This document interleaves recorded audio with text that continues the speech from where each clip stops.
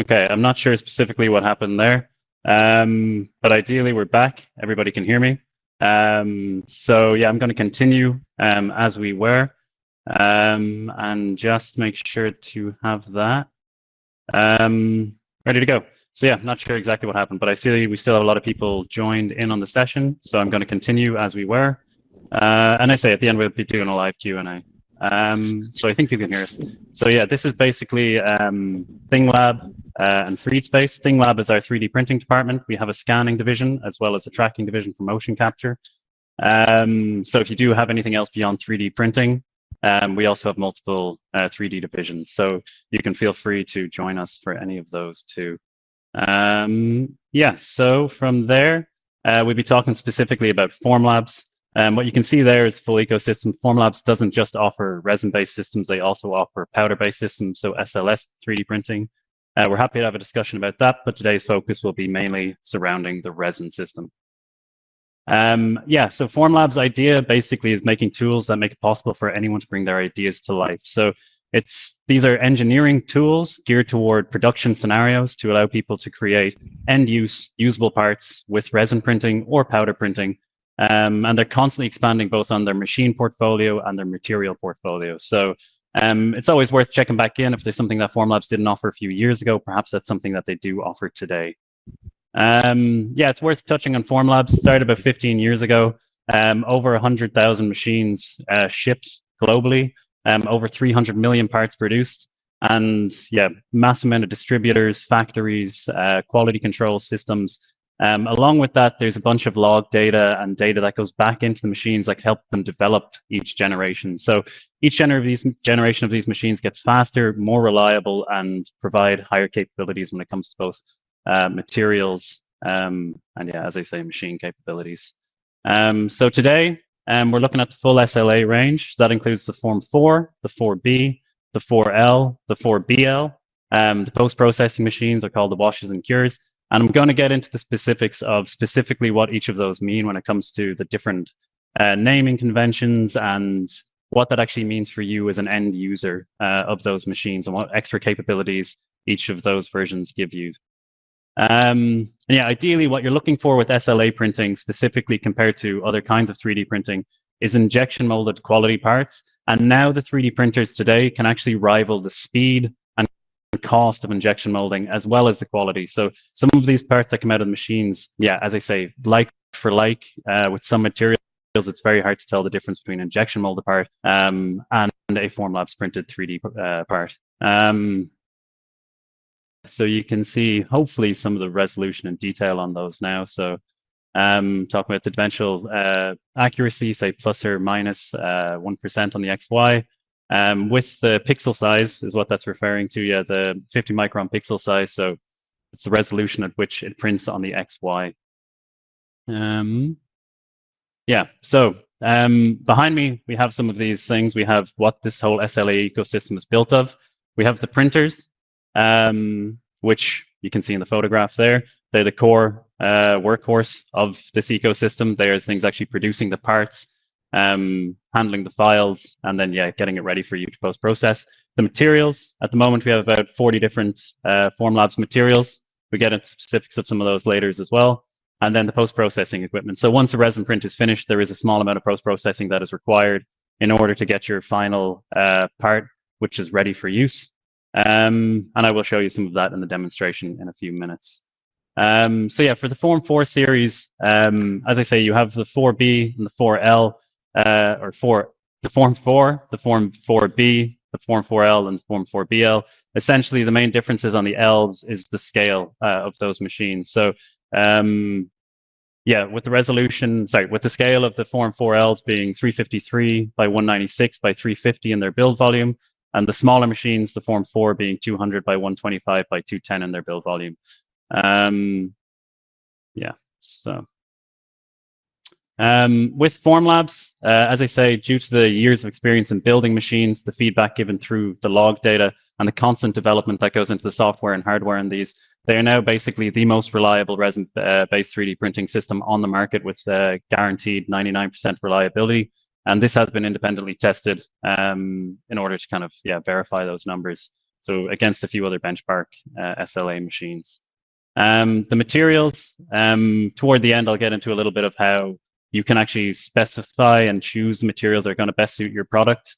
But as it sits today, there is about 40 different Formlabs materials which are possible that they have developed, which are all validated and ready to go on the machine. So it means that once you plug the material into the machine, you'll be getting that kind of guaranteed print success rate straight out of the box, basically within 5 minutes of you opening the box of your printer. Beyond that, there is open materials mode. So if you do have any specific material requirements that's not offered on the Formlabs ecosystem, the open materials mode allows you to kind of dig in a bit deeper and potentially validate your own print settings in order to get materials which are not yet unlocked on the Formlabs system. Again, I'll get into a bit of specifics on how you can choose those materials and how to select from the Formlabs range when you're comparing it to standard thermoplastics later in the demonstration. But for all intents and purposes, when you're looking at the Formlabs materials, they're broken down into 3 specific categories. So you have general purpose resins. These are generally named fairly vaguely, things like black, clear, white. They don't have any specific indication to their end use in the names. And we'd consider those, say, our prototyping or quick turnaround resins. We then have our engineering grade resins. They generally have some reference to the mechanical properties in the title of the resin. So as I say, we have the likes of Tough 1000, Flexible 80A. So the 80A is referring to the shore hardness of that material. So with the engineering range, these are generally when you have an end use project in mind, or you're trying to, say, replicate a specific thermoplastic and you really want to dial in on specific mechanical properties. The name will kind of help guide you toward what you need to do. And then beyond that, as I say, there's people like ourselves who can help advise on that.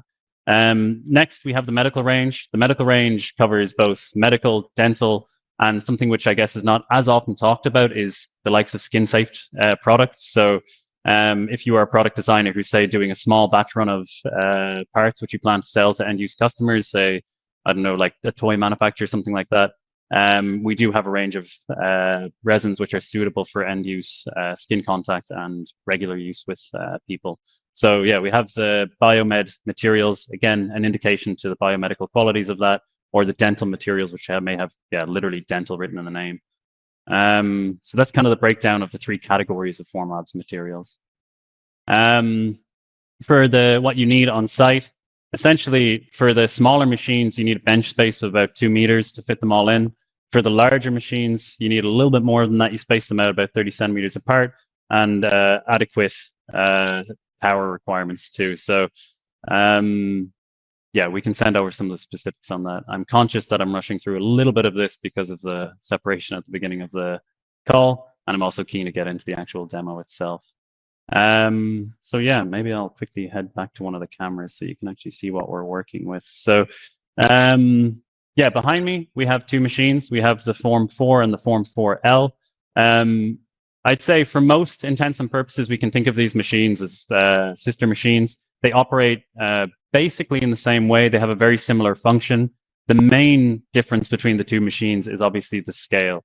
So yeah, with the 4L, if you're looking for larger scale industrial parts, this is more the machine that you'd be looking for. But for smaller prototypes, things can fit in your hand. Basically, you'd be looking at the Form 4. They do have access to basically the same full material range, very similar resolution, and the workflow from one to the other is near identical. As I say, it's just the individual components that you interact with, which are going to be slightly different. They're basically the same, but just slightly different in size. So for now, I'll start with the larger machine and just kind of run through the individual components that you get with the printer and that you need to use it. So obviously, we have the printer itself. The printer itself is built in with a light processing unit underneath, which sends up 405 nanometer light into the bath of resin, or the tank of resin. This wavelength of light interacts with the photopolymers in the resin and causes it to cure or harden. But essentially, when you get the machine, it is the shell of the machine with the LPU within it, and then you need to insert 3 main components. One of them is the build platform. So this is the platform that your parts will basically be cured onto. So when you're finished with your build, your parts will come out onto the build platform and you'll be moving this to the post-processing. Within the machine and what stays in the machine from print to print, you'll be looking at your resin cartridges. So your resin cartridge is the bottle which your resin ships in. It has an RFID chip inside of it so that when you plug it into the machine recognizes exactly what resin is inside of the machine and it adjusts the settings accordingly. As I say, Formlabs has validated materials on its ecosystem so that when you plug these materials in, you know that they're going to print consistently time after time. And one of the ways it does that is the machine's computers actually tracks what resin's inside of it, both in the cartridges and in the tank. It also measures, say, how much resin is being taken from the cartridges and exists in the tank. So say if you have a particularly large part and there's only a little amount of resin within the machine, it will also be able to flag that to say, hey, maybe you need to throw in an extra bottle of resin. With the larger machine, you insert 2 liters, or you can insert 2 liters. With the smaller machine, it takes 1 liter. The tank for the larger machine uses about 1 liter to fill, and the tank for the smaller machine uses about 300 mils to fill. The tank is the third component. It's essentially, a tray which holds the liquid resin while it's being printed. This also has an RFID chip in it, so once it's first filled with the resin, the tank remembers what resin is inside of it and how much resin is inside of it. So again, print to print, there's not much interaction you have to do with those components once they've been initially filled. The tank slots in, basically locks into place, and then you lock in the mixer. The mixer arm here is essentially just an arm that swipes back and forth to make sure that all of the resin is homogeneous and evenly distributed across the tank. So yeah, these components on the smaller machine, the Form 4, are basically the exact same, just a bit smaller. And it may be worth demonstrating at this point, in case you do want to swap from one material to another, the process that's involved with that. So essentially, as I say, the printer comes as an empty shell. When you insert the resin, it's automatically dispensed from the side into the tank. But when you remove the resin, you're essentially removing the printer's access to any of that, as the resin falls through an empty cavity in the machine into the tank. So once I remove the resin and the tank, the machine itself has never actually touched any resin. So for the sake of, say, maintenance and cleaning, once I've taken out that bottle and that tank, the printer has never actually touched any form of the liquid resin.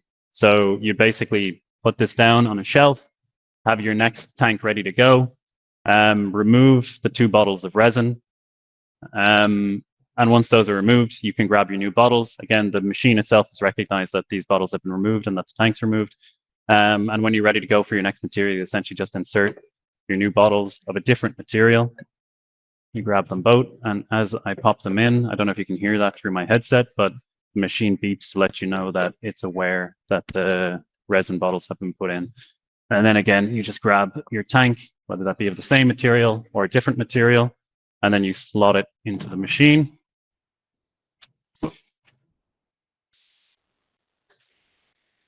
Lock in your mixer and lock in the tank. And that's essentially the entire process from swapping from one material to another. No cleaning, no mess. Yeah. And then basically close the door, upload your part, and leave the printer to go. The printer behind me has kind of been running for the last few minutes as well, so you can see kind of what that looks like as it's going. Yeah, so this is essentially the printing process. Once your parts have been fully printed, they will come out. Maybe I'll swap my camera very quickly, or maybe onto the build platform, fully cured. Maybe I can show you that a little bit closer. So you can see the parts come out onto the build platform, cured and on supports.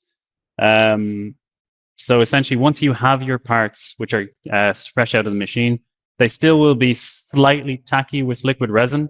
So the post-processing is what comes in next. And we have 2 machines. We have the wash and we have the cure. There is a larger version of the wash and the cure, which suits this larger machine.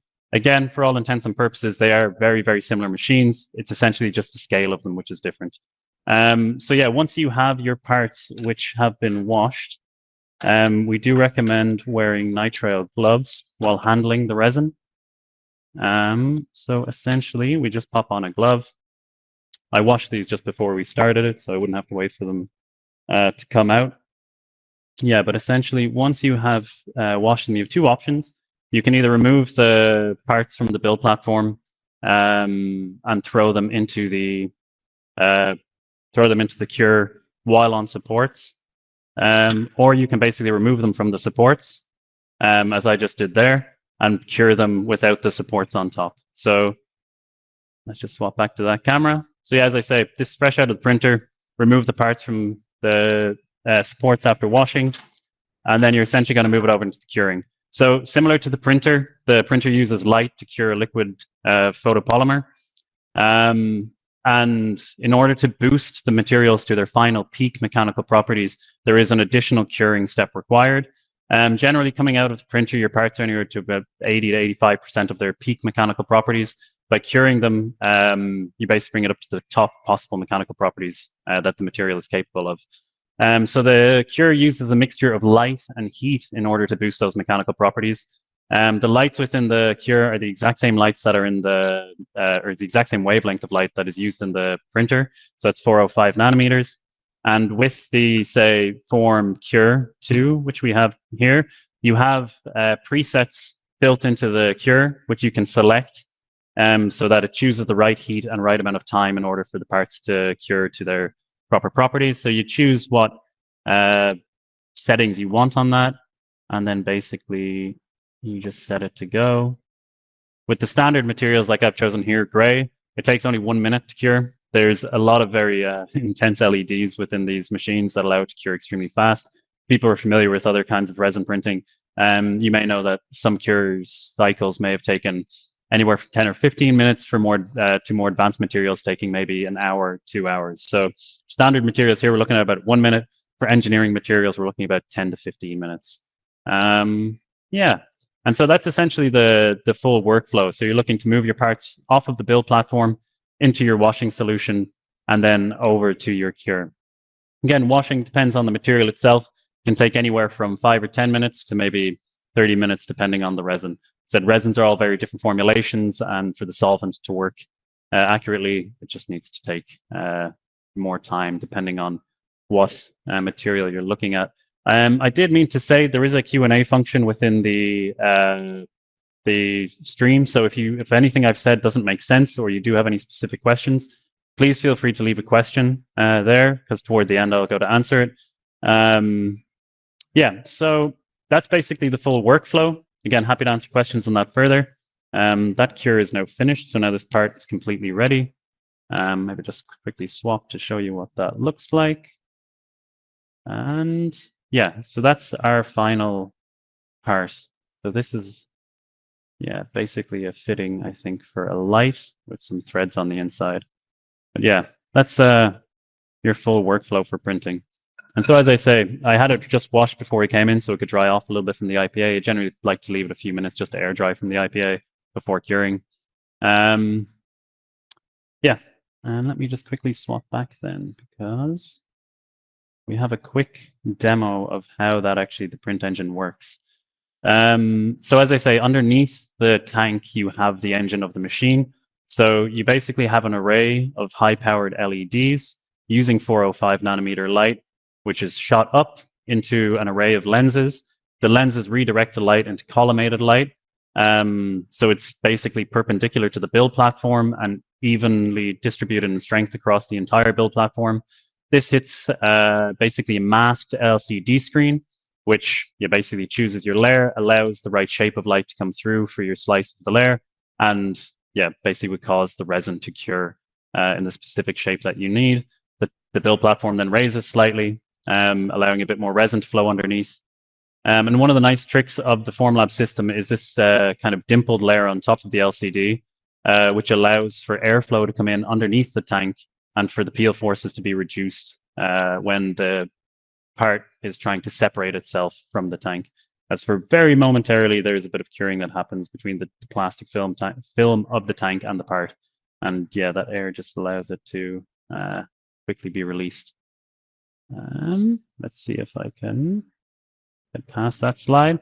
Yeah, and that brings us on to one other thing. So for anybody who's been using Formlabs products for a while, they know that they do release products from time to time. Generally, these are workflow improvements, new resins, things like this, or even new machinery. There's a couple of exciting announcements that happened last night. There's a full webinar on this next week being hosted by Formlabs. So if you're interested in those specific materials or these machines, you can get a much more in-depth view of those in about a week's time. And so what we have is a Cure 2.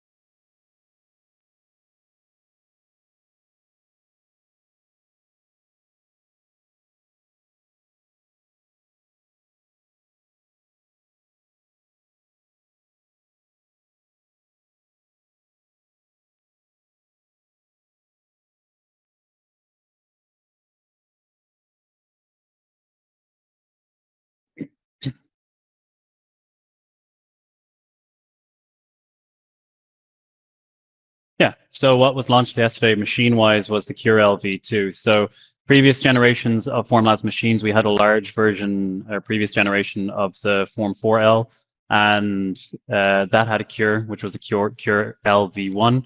The Cure V2 is now using the same benefits that I described as the Cure V2 to my left-hand side, which is, basically about 100 or 96 high-powered LEDs, convection heating system, which allows the machine to heat up within a few seconds to the ideal temperature, and then uses those high-powered LEDs to cure the parts incredibly fast.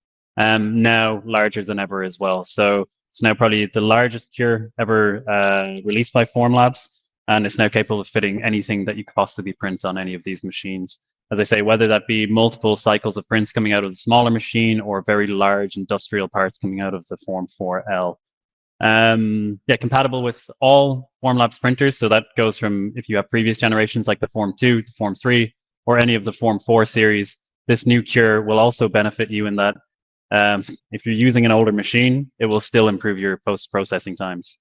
So it has 5 times more UV power than the previous generation Cure, a 26% smaller footprint, which is quite nice as it takes up less bench space, while also having a 20% larger capacity. So been a pretty decent addition to the workflow and something I know a lot of people have been asking for a while.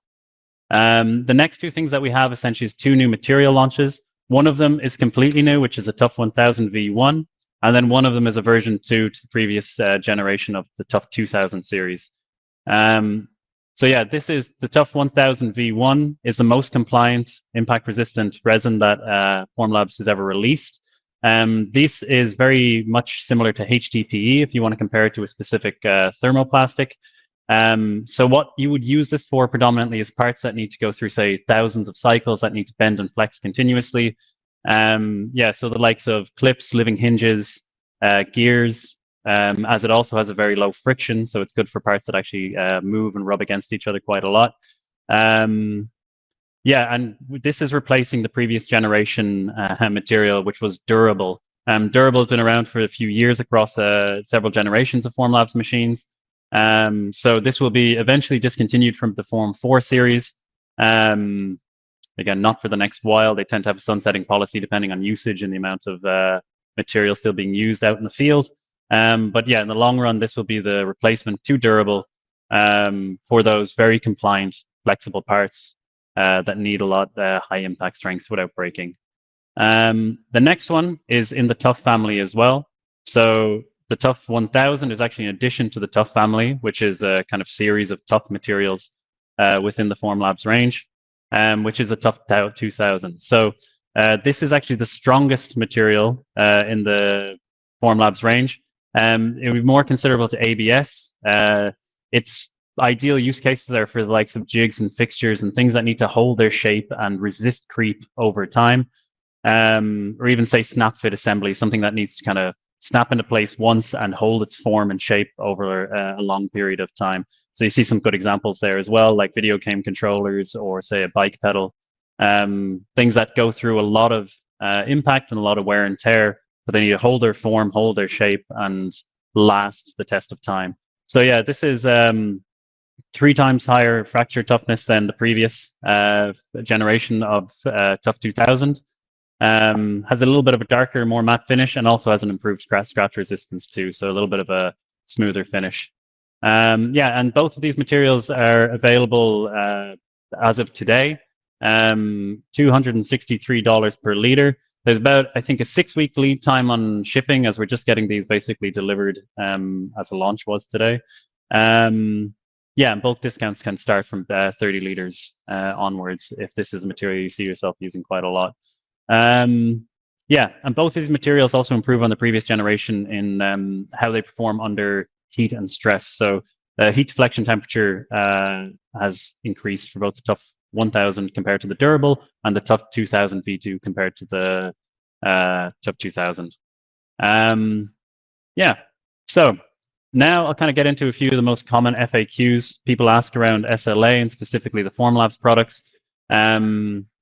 Yeah, things around materials, workflows, consumables, costs. So I'll quickly run through these. Again, I encourage anybody to use the chat function here to quickly leave in a question. I'll have a look at those at the end and I can answer anything more specific if there's anything that I haven't explained properly or that people would like further context on as I go. So yeah, let's see.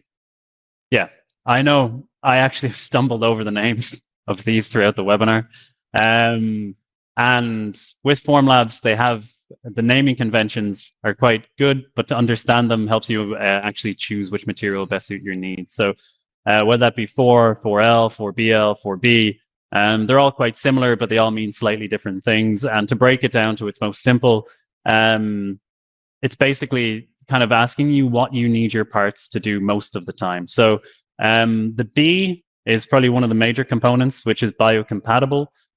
So do you need parts which are medical grade? And medical grade can be across, say, surgical applications to dental applications, or at the more kind of lower end, you can also have parts that are skin safe. As I say, resins are industrial materials and they do hold a certain amount of certifications. And so if you have an end use application that you're planning to sell a product that's printed, that may be a consideration. So whether that be something that's being used as a surgical guide that needs to go, subdermal and be used within the operating theater, whether that be a set of dentures that needs to stay in the mouth long term, or whether that just needs to be a wearable like a watch strap or something like that, where it's going to be in contact with your customer for long periods of time. The B series is what you will need. As that biocompatible, that B refers to whether it can actually be used in a medical grade, dental grade, or skin safe way. So that should limit it down basically to, do you need your parts majority of the time to be biocompatible or not? And then the second thing basically is the size of most parts. So the size of most parts is pretty self-explanatory. These machines, as I showed you earlier, they operate in very much the same way. The main difference is the scale of the components and the possible parts that you can print. So that's what the L refers to. The L is literally large. So you have the Form 4, which is a smaller machine, or you have the Form 4L, which is the larger machine. And I actually realize I can probably still put myself here. There we go. So yeah, the Form 4 is the one on the far end of the line, and the Form 4L is the larger machine beside me here. As I say, the BL and the Form 4B, they look very much identical to these. However, they come with the access to those biocompatible materials, the certifications required to print those safely and say that, hey, this is actually a part or material that has been tested for the certifications, such as skin safety or mucosal membrane contact. Yeah, and as I say, those materials too, we have the likes of the data sheets and the workflow guides to make sure that if it is your first time using a printer, you know how to use those materials and produce them safely so that they can be offered to your end use customers. Yeah, So the last thing which is worth mentioning is your production needs. So as I say, Formlabs has the guts of 40 different materials. Perhaps you're somebody who's doing product design, and I mentioned you may have something like wearables, like there's a silicone material that you can use to print, say, watch straps, and then maybe you want to also produce the casings that hold a smartwatch. So in that scenario, you may want to be printing, say, your flexible products on one machine and then the hard casings on another machine. And if your orders kind of go through the roof, perhaps you can end up with a situation where you're going to be running two machines on a high throughput with two different kinds of materials. So there may be an argument there for, say, like multiple small machines. Or perhaps then, I don't know, like you could have a scenario that you're using one material, but you know that you're going to be producing, 100, 500 parts a week, depending on the size. So then maybe you don't want to be running multiple small machines, but you want to just go with the big build platform, let it run once. So whether you want to use multiple materials or look at a high throughput production scenario may also influence whether you're going to go for multiple machines to run multiple materials, or maybe just go for a larger machine that's going to let you put on less prints during a given week and less interactions with the machine. As I say, your interactions with the machine are not that long or intensive, but obviously time is money. And at the end of the day, the less interactions with the machine that you have to do, the better it'll be overall for your productivity. So hopefully that helps. So yeah, we're looking at the B's for biocompatibility and skin safety, or the L's for large, and then you can basically combine those to match your needs. Yeah, how to choose the right material. So yeah, I did touch on the materials quite a bit without going too deep. There's a lot of materials available in the Formlabs portfolio, and then there are a lot more materials that you can choose from outside of that, which are printable through the open materials mode offered by Formlabs. So it allows you to put, say, third-party materials, or even, say, develop materials yourself and try them on the printer, which we've had some researchers do as well. So with the material range, it's worth noting that a lot of the materials being produced, they are new materials in the grand scheme of manufacturing over the course of the last few hundred years.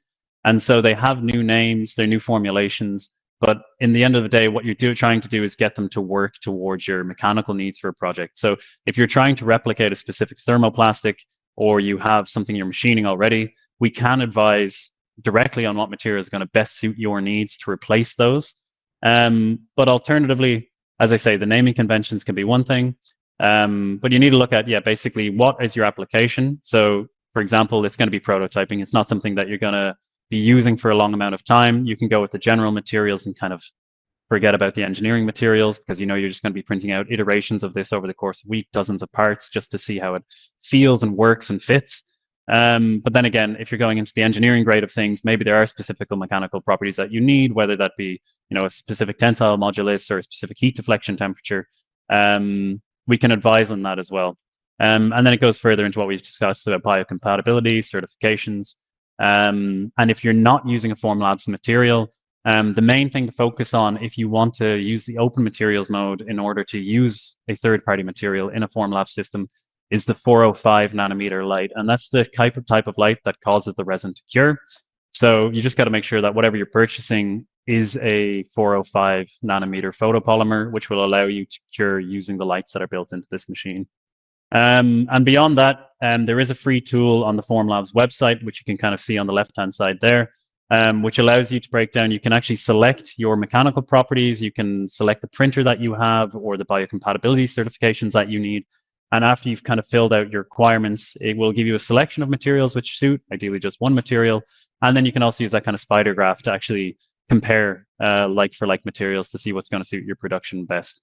But at the end of the day, we're always here to advise as well, me and my colleagues. So you can give us a call, figure out what material is going to suit you best, and we can kind of run through your application. As I say, we've helped a lot of people through that before. So what are the consumables? Like I touched on, like the components. So obviously it's a manufacturing process. Every manufacturing process is going to have some amount of waste or some amount of consumables used within that. Ideally, we're using additive manufacturing, and so you're using less material overall to build up your part compared to, say, subtractive manufacturing or machining. But there still will be a certain amount of waste involved there. So the consumables that you're going to be using on a day-to-day basis, goes without saying, the resin and the supports. So this is the material used to produce your part. The resin ideally is brought into, sorry, the part resin is basically brought into your final product and will be used. But then there will be a small amount of those supports left over, which will end up going in the waste. So that's a small percentage of extra waste on the resin. You're looking then at the tanks. The tanks which I took out of these machines, they are consumable components. After a certain amount of time, through wear and tear, you will have to replace them. The tanks generally last, we give examples there of an average print job, so about 190 print jobs, or about 75,000 layers. In real time, the way we've seen that is generally a tank lasts the guts of a year for most users. Again, that could be longer if you're not doing it too intensely, or perhaps if you're printing every single day, like some of our production clients, you may need to go through that sooner. The printer itself actually flags up some of those lifetime warnings, so that as you get closer toward the end of the tank lifetime, it will recommend, hey, you've used it basically within the expected range to ensure the highest print quality and resolution and reliability. Maybe it's time to swap out that tank. The solvent, so in the wash, either the wash, the wash L, we recommend IPA. So if IPA does become an issue, the alcohol in the building, some buildings don't like having quantities of IPA within there. There is also alternatives like TPM or the Formlabs resin washing solution, which are much easier to kind of work with. They're a little bit less quick at washing resin. They're a little bit less effective than IPA, but they're still pretty good at doing their job if you have a few more minutes to wait. Again, this is something that it is a solvent, so it's basically cleaning the last bits of liquid resin off of your part. So that resin will then basically be saturating the solvent. And after a certain amount of time, the resin saturation within the solvent will make it less effective, and you'll have to replace some of that solvent. And there's also an element of evaporation as well. So maybe you're having to replace, 10, 20% of the solvent every month or two. Again, depends on how much your use is. There is tools coming with those machines that allow you to test how much solvent or how much resin is being saturated within the solvent. And again, if you're noticing that the parts are coming out and they don't seem like they've been fully washed, that's a pretty good indicator. If they're still tacky, still sticky, that's a good indicator that maybe I should be topping it up or replacing my solvent. And the last thing that, basically simple things. Liquid resin isn't something that you're going to be wanting to contact. As you saw throughout the process, there's not really much points within the system where you will actually have to touch liquid resin, as it's an automated dispensing system within the machine that allows the resin to flow into the tanks. And as I say, the bottles that they're shipped in are the things that you put into the printers themselves. So as you're moving the resin cartridges or the resin tank, you're never really contacting resin, but you will be kind of still required to wear nitrile gloves just to be safe. And then there's a small few other things like pec pads and wipes that help you clean the optical surfaces from time to time. They're very marginal, kind of cheap things that you add up on top that you might need to replace once a year or two. So that's the general consumables. Other than that, everything's built into the machine. Yeah, you have the printer themselves, the light processing unit. These are all things which are covered under warranty, part and parcel with the machine. And same with the wash and the cure. They come as is, ready to go, as fully built machines with no real consumable components. So that's basically the ins and outs of what you'll be using beyond, I guess just the resin itself. ROI. So obviously these are industrial grade machines, and they do come with capital expenditure associated with them. So you want to know when you buy a machine for your professional use that that's going to be paying itself back over time. Essentially, a lot of the things we touched on already, the likes of the consumables, the amount of material use, obviously the cost of the machine itself, your upfront investment, the machine time, and the labor. I'd say those last 2 points, one of the nice things about these machines, as you've seen, is they don't need a lot of babysitting once they're running. Your print process essentially uploads your parts, send them to the machine, and use those few seconds to move them from each station. So actually, as we were kind of starting the job, I said I just washed one of those parts. This machine, the Form 3, has also just finished. So I'll just swap back to one of my cameras. But essentially, your interaction with the machine is popping your build platform into place. Once the part's finished, removing it, and then bringing it over to the wash station, and then starting the wash. And earlier on in the demonstration, I showed you what it was like to remove the supports and move them then into the curing unit. It's really a matter of minutes that you're actually going to be interacting with the machines after you've prepared your files. I still say within 3D printing, most of the work is actually going to be done in your design phase within your CAD software. So yeah, your machine time and your labor. We have print reporting tools. We can help with this. If it's your first time venturing into 3D printing, you have a production in mind, or you have a part that you're not sure if it's going to be viable to print or send out for, have machined or injection molded. Again, there's always, each manufacturing technology has its specific benefits and its times when it is ideal to use. Printing is the exact same. So we're happy to kind of like have a look at a few parts for you, generate a print report, and actually run through the costings of what it would be like for you to move into production with these machines. Or even if it's not a full production scenario, if it is prototyping or product design, again, when does this make sense for you? And yeah, how much will it cost? There is free tools as well on the Formlabs website, which I'd recommend checking out. We can send over these links to these later, where you can get example parts, kind of punch in how much parts you expect to produce in a year, how large those parts are, what materials they're going to be using. And using probably a few hundred different kind of base scenarios, it can generate a report, which will be pretty similar to a real life scenario. Again, if you want us to have a look at your specific part and generate a report for you, we are more than happy to do that. Just give us a call, drop us an email, and we can kind of walk through that process with you. We are here to help as much as we can. But again, it's worth checking out for just a rough guide, as whether that be across medical, dental, or engineering parts. There's a nice tool online where you can kind of put in your parameters and then it generates that. But ideally, end of the day, you want to know how quickly this machine is going to start basically paying for itself in the long run. What we have next. So resolution and dimensional accuracy. Again, another thing, it's a manufacturing tool.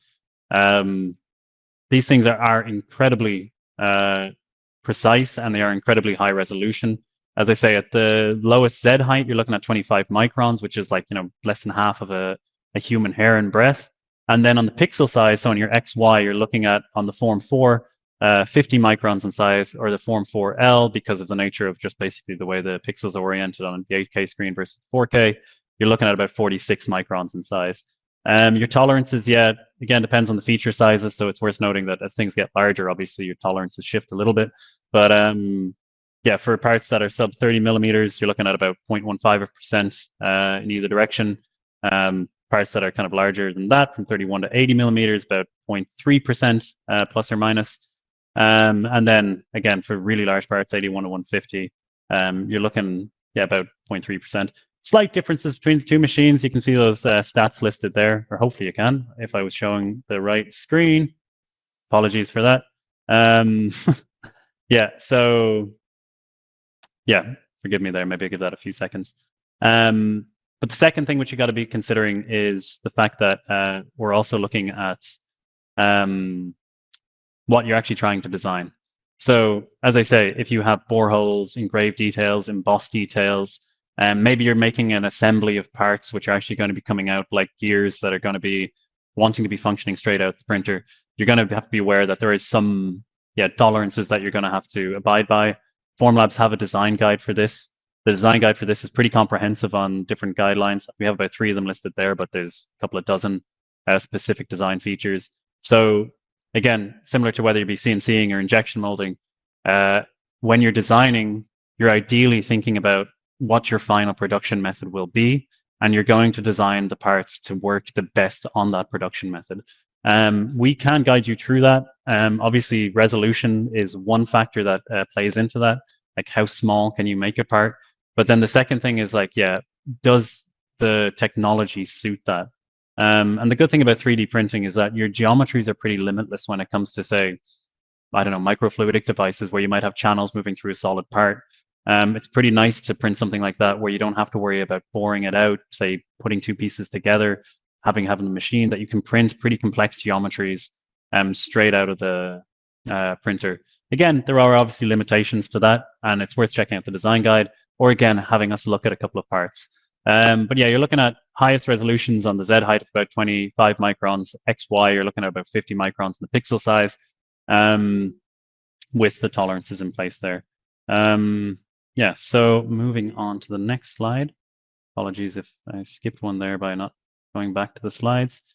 Yeah, and basically, how do we keep these machines within our workspace? So where do we keep them? You know, what safety precautions we have to take, and what waste are we going to be dealing with? So the nice thing about the printers, as I say, you saw me interacting with them here. They're fine to be used within an office space. They're kind of designed for that, for product designers, for manufacturers, that they can use on a day-to-day basis as easily and carefree as possible.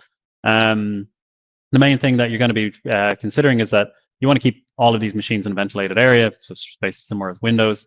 The resins themselves, we have the safety data sheets. They're fine to be using within a standard workspace. The main thing that people tend to have some sort of concern with is the IPA, which is used in the post-processing. The IPA, again, not necessary to keep IPA on site. There are other washing alternatives which don't come with the caveats of IPA. Again, you can have a chat with us about that. Also check with your building. With the resin and consumables, basically keeping them stored in a cool, dry place, away from direct sunlight if you can. Realistically, as much as this is a photopolymer and it cures due to UV light interacting with it, as you see across the products on the bottom of this slide, they all have a very similar orange cover, whether that be the casing on the tank, the front cover of the cure, or the printer itself. We have our machines actually sitting out at the front of our office, load of daylight coming in. The reason that the color is like this on the casings of the machines is to block the UV light coming in and causing the resin to cure. So as long as they're stored within their original boxes and containers, whether that be the resin cartridge, the tank with the lid on it, or as I say, the parts are within the machine, you're not going to see any curing. It'll be fine. It's mainly just keeping it safe and stored away and within their original containers. Once you have finished your parts, as I say, you may have support material. Maybe you get to the end of a lifetime of a tank and there's a small amount of residue of resin still within the tank. You basically want to dispose of resin in the general waste once it has been cured.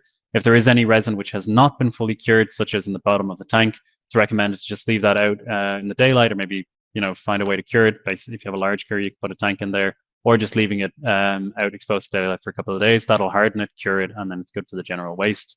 IPA, you can contact your local waste person or your waste company. As plenty of people have ways to do that. You just basically have to have it picked up and disposed of safely. And then the likes of your nitrile gloves and any of the other consumables. Again, it's just going to be general waste. It's not a huge amount as you're ideally using the parts, but those are the things to consider. So ventilated area, keep things in a cool, dry place, and make sure resin's cured before disposing of. And just be conscious of the IPA. Next we have Q&A. Yeah, sorry. I think I was a little bit frazzled at the beginning just with the cutout, but hopefully I have a few questions built in there. Maybe I can pull myself back on screen. Yeah, okay. So I see there's a few questions in the Q&A. Let me open that up and see if I can help. Right. I'll start from the top. Can I wash different resins in the same tank? So there's maybe two questions there. So can I wash different resins in the same wash? Yes, that's completely fine.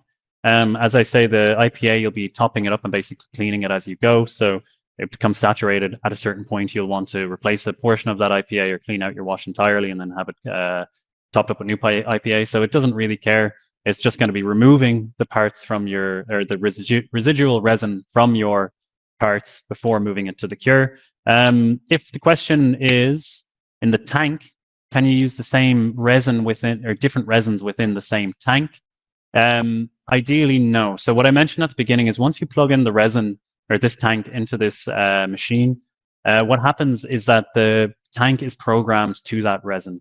As I say, there's about 40 different Formlabs materials. If you're using a white material versus a translucent material, the settings for that are going to be completely different. Formlabs have used over 15 years of log data and a lot of engineers' time to ensure that when you kind of have the parts put into the machine, that it's going to print reliably every single time. And one of the ways they do that is by controlling the ecosystem. So realistically, it's not easy to clean resin from a tank and put new resin in, and you'd have to reprogram it. But you'll also invariably end up mixing resin. And so by creating your own resins and mixing it to a degree, you're going to lower the print reliability and you're going to make your life a lot more difficult. And as I say, the whole ecosystem is built around you not interacting with resin, you not touching it. You basically, the machines automate that and go from one process to the next. So we say use an individual tank for every kind of resin that you need. But again, those tanks can be stored away. They can sit there for a few months with resin in them before you throw them back into the machine. So I wouldn't be too worried about having a tank that you're not using too often. But I would say you should always keep a dedicated tank to a specific kind of resin. Yeah, so what does the washing do? Yeah, as I say, the washing is essentially once you pull your parts from the printer, it has risen from liquid resin. Resin is a kind of sticky, viscous substance, so there'll always be droplets left on the part. You want to remove any surface droplets of resin so that what you're left with when you do the final cure is your exact, accurate part, and it has no additional blobs of resin anywhere on it or any other surface texture. You want your fine detail, high resolution part exactly as you designed it. And yeah, washing just removes any potential skin or residual resin that is on the part before you cure it. Yeah, it looks like a few of those have been asked. Well, how does the Form 4 new print method differ from the Form 3? So yeah, basically the Form 4 method, we're using an LCD system. So that comes with, as I say, an array of lights versus the Form 3, which was a laser. So the Form 3 used to work by moving a laser across the surface and following a path with an LPU that basically slid under the tank. They've replaced that with an LCD system, MSLA, it's a mask stereolithography. That allows for you to basically cure an entire layer all at once. So whether you print one part that's a couple of centimeters of surface area on a single layer or cure a huge part that takes up the entire part of the Form 4L, it's going to do it in basically the exact same time on the Form 4, as there's a mechanical process associated with the laser that's going to add some time there. So this is a much quicker machine, a much more accurate machine, and a high resolution machine because of that. Even the laser dot size, about 30 microns, or sorry, the pixel size is about 30 microns smaller than the Form 3's laser dot size. So yeah, it's quicker, higher resolution machine. With, I actually say, more easily user interchangeable and maintainable components as well. Yeah, let's see what else we have there. And then we have standard resin V5 comes at a lower cost than the previous versions. Are there any trade-in offers? So yeah, one of the nice things that Formlabs had done when they moved from the Form 3 series to the Form 4 series was that they rejigged both the shape of their bottles and a lot of the ways in which the consumables are made. And how that translated to the consumer side was that the price is almost halved for most of their standard resins. So one thing with that is the resins, some of them are reformulated for the technology on this machine. As I said, using the LCD versus using the laser. The LCD actually allows for different resin formulations. And also, yeah, so they manufactured, say, new sets of resins for these machines. And yeah, the likes of the packaging was reduced by something like 30-40% in these new bottles. The formulations were changed. And the overall resin price basically dropped from the consumer side because of that. Unfortunately, there's no the new resins, some of them are manufactured specifically for the newer machines. You can check the version. Some of them do backtrack, some of them still work for the Form 3s.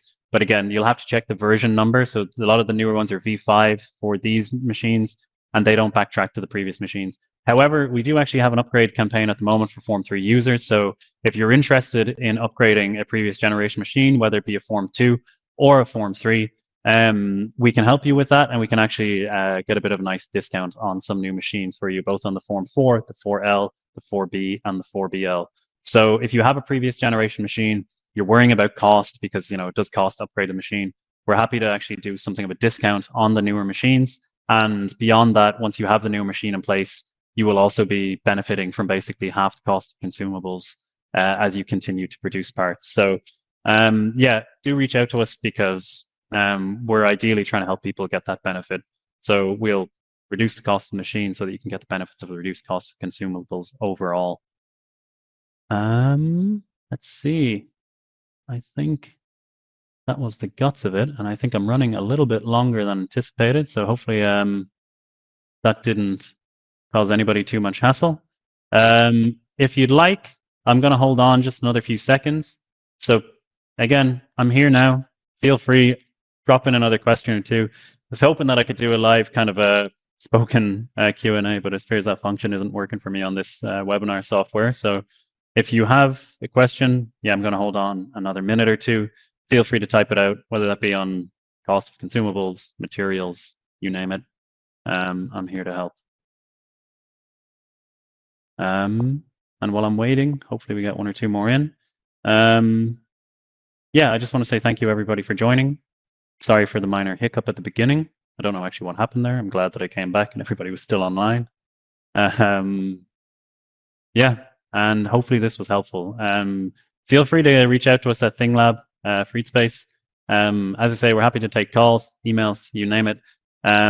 These machines really are fantastic, and yeah, hopefully they can make a proper impact on your workflow. Whether you're already 3D printing for years across a range of technologies, or it's your first time venturing into 3D printing, I feel like there really is a space for these within most manufacturing and design spaces.